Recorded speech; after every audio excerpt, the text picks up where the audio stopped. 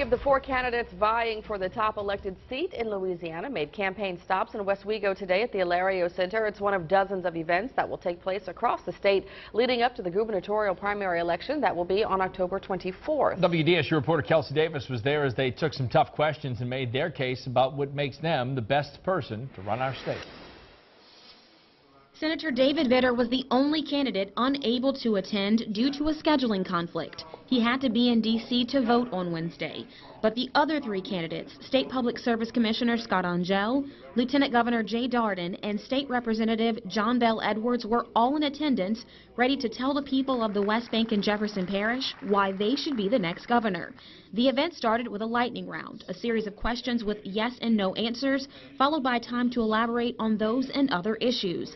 Issues like same-sex marriage. I voted for the constitutional amendment when I was in the legislature, voted for the constitutional amendment to define marriage between a man and a woman. But when and if the Supreme Court rules that there's a constitutional protection for that, I do not believe that Louisiana should try and fight that. We waste a lot of money in litigation that we ought not be spending, is my view.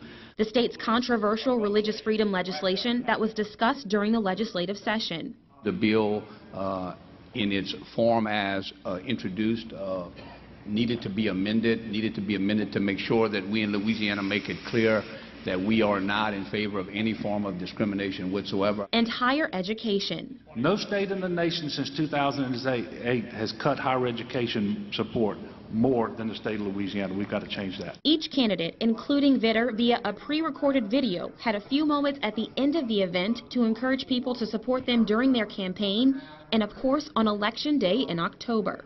I believe with all my heart I am that person who understands that a governor is not just about policy, it's about people.